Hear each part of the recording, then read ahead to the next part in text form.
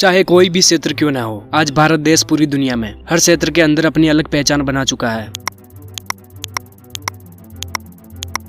इसी के साथ अंतरिक्ष की दुनिया में भी भारत लगातार आगे बढ़ रहा है और नए नए मुकाम हासिल कर रहा है। भारत की अंतरिक्ष में बढ़ती उपलब्धियां देख आज दूसरे देश भी हैरान हैं। यह संभव हो पाया है केवल और केवल इसरो की वजह से। लेकिन सोचने वाली बात है कि पाकिस्तान ने अपनी स्पेस एजेंसी सुपार्को को 1961 में लॉन्च किया था। इसके ठीक 8 साल बाद भारत ने भी अपनी स्पेस एजेंसी इसरो को 15 अगस्त 1969 में लॉन्च किया था। तो पाकिस्तान की स्पेस एजेंसी अंतरिक्ष की दौड़ में इतनी पीछे क्यों रह गई है, चलिए जानते हैं आज के इस वीडियो में। भारतीय स्पेस एजेंसी इसरो की स्थापना विक्रम साराभाई ने की थी। बता दे, रूसी स्पुतनिक के लॉन्च होने के बाद उन्होंने इसरो की स्थापना के बारे में सोचा था और ये इतना आसान नहीं था। इसके लिए पहले विक्रम साराभाई को सरकार को मनाना पड़ा, साथ ही समझना पड़ा कि भारत के लिए इसरो की स्थापना कितनी जरूरी है। डॉक्टर साराभाई ने स्पेस प्रोग्राम के महत्व पर जोर देते हुए सरकार को समझाया था, जिसके बाद 15 अगस्त 1969 में इसरो की स्थापना हुई। और आज से लगभग 60 साल पहले 1961 में, यानी इसरो से 9 साल पहले सुपार्को की स्थापना हुई थी और इसके फाउंडर थे अब्दुल सलाम। इनको 1979 में नोबेल प्राइज मिला। ये पहले पाकिस्तानी और पहले मुस्लिम थे जिनको फिजिक्स में नोबेल प्राइज मिला था। इसके साथ पाकिस्तान दुनिया में सेकंड मुस्लिम कंट्री बना जिसके पास नोबेल प्राइज था।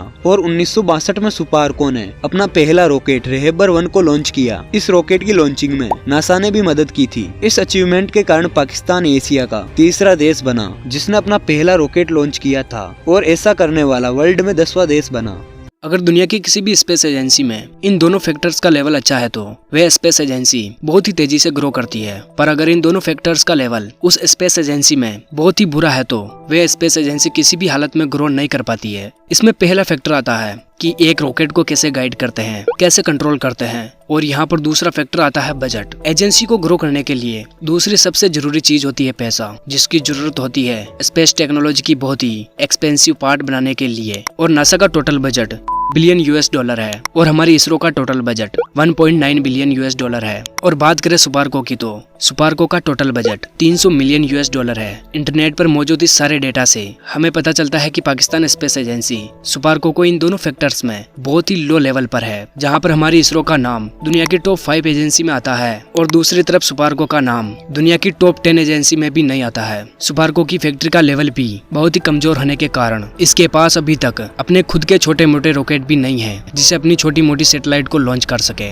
मैं आपको बता दूं कि इंडिया में ऐसी प्राइवेट स्पेस कंपनी भी है जो इन्हीं छोटी मोटी सैटेलाइट को लॉन्च करने के लिए अब रेडी है। इनमें से एक नाम आता है अग्निकुल। अग्निकुल बहुत सारे रॉकेट साइंटिस्ट, इंजीनियर और प्रोग्राम उनका एक ग्रुप है जो किसी भी देश की सैटेलाइट को स्पेस में लॉन्च कर सकता है। इनका रॉकेट 14,000 के वेट को 700 किलोमीटर ऊपर लो अर्थ ऑर्बिट तक लीव कर सकता है। पाकिस्तान भारत से पीछे क्यों रह गया? पाकिस्तान की स्पेस एजेंसी सुपार्को भारत के इसरो से बहुत ही ज्यादा पीछे रह गई। सुपार्को के पहले लॉन्च होने के बाद भी सुपार्को इसरो से बहुत पीछे रह गई, जिसका मुख्य कारण राजनीति। इसके अलावा पाकिस्तान की सरकार के पास सोर्स की कमी, अपने ही लोगों की बाधा और मिसमैनेजमेंट जैसी प्रॉब्लम्स का सामना करना पड़ा, जिसमें स्पेस प्रोग्राम को काफी ज्यादा नुकसान हुआ। पाकिस्तान का मुख्य फोकस न्यूक्लियर हथियार बनाने पर ज्यादा था, जिसके कारण सुपार्को को बहुत ही कम फंडिंग मिलता था, जिस वजह से सुपार्को आगे नहीं बढ़ पाई। सुपार्को का बजट $30 मिलियन के आसपास है और दूसरी तरफ इसरो का बजट 13,949 करोड़ है। आप इससे अंदाजा लगा सकते हैं कि सुपार्को इतना पीछे क्यों रह गया। पाकिस्तान के लोगों की भी इच्छा नहीं है कि सुपार्को आगे बढ़े। पाकिस्तान में स्पेस प्रोग्राम के लिए मात्र 3 यूनिवर्सिटी है जहां पर स्पेस प्रोग्राम की पढ़ाई होती है। वही दूसरी तरफ भारत में 15 से ज्यादा यूनिवर्सिटी है जहां पर स्पेस प्रोग्राम की पढ़ाई होती है।